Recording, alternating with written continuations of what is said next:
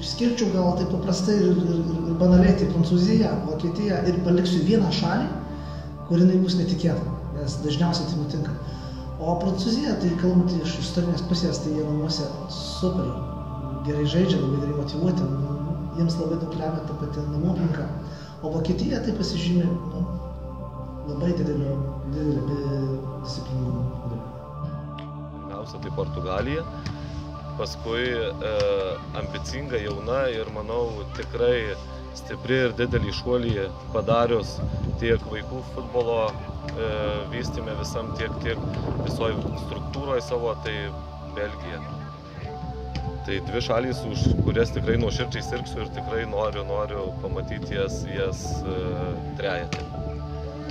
Aišku, iš tikrųjų, kaip ir kiekvienas Europos futbolo čempionatas, tikrai neapsieis, aš manau, be staigmenų.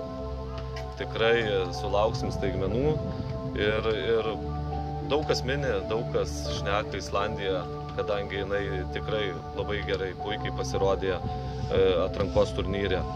Aš irgi manau, kad jie turėtų iškrėst kabutėse lengvą pokštą šitam čempionate. Taip pat man labai įdomu pasižiūrėti į tokias valstybės kaip Albanija, kaip Vengrija, kurios tikrai padarė didelį šuolį. Taip pat aš manau, visoj savo struktūroje futbolo, tai tikrai smagu bus atkreipti dėmesį į tokias šalis.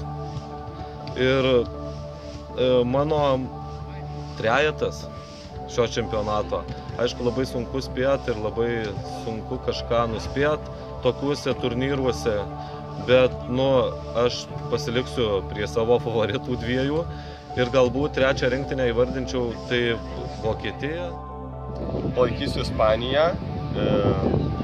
Kas norėčiau, kad nueitų, tai Islandija, kuri atrankoje labai gerai pasirodė, ir dar visai palaikau Angliją. Palaikau Europos čempionate belgus, kadangi belgai šiais metais surinko labai gerą ir jauną sudėtį. Šiaip smagu, kad pateko Islandija taip pat į čempionatą. Tad būtų, manau, tikrai naujiena, kad jie išeitų kitą etapą. Turiu 3 favoritus Europos čempionate, tai Portugalai, Vokiečiai ir Prancūzai.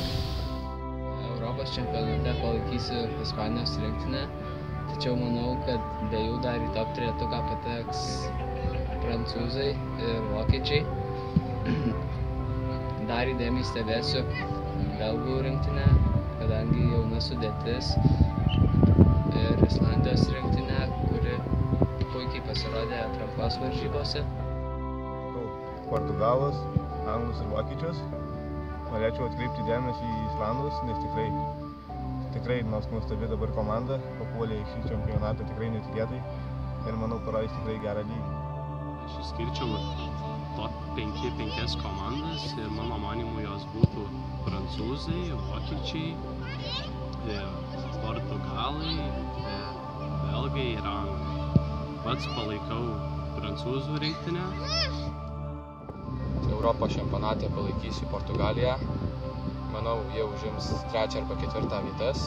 Pirmą, manau, vokiečiai, o antrą anglai arba prancūzai. Mano favoritai Euro 2016 būtų pirmoje vietoje anglai, antroje vietoje tikrai laikau prancūzus, rinktinė labai stipri, o trečioje vietoje dėl to, kad esu fanas Portugalų ir juos imu. Atkreipsiu dėmesį labai į Prancūzijos centro saugą Pogba, nes jis yra mano idealas. Norėčiau gero pasirodymo iš Anglijos rinktinės išsišokėlių kaip James Vardy. Ir palaikysiu dar turbūt Islandiją, nes Islandija, kai tokia maža šalis, padarė tiek daug. Stiprios futbolo šalys tai Ispanija, Vokietija, šeimininkai prancūzai. Aš manau, kad šitam Europos čempionate bus kažkokia tai sensacija, kažkokia tai komanda gali patekti į ketvirtuką, kuri prie lyderių šiai dienai neskiriama.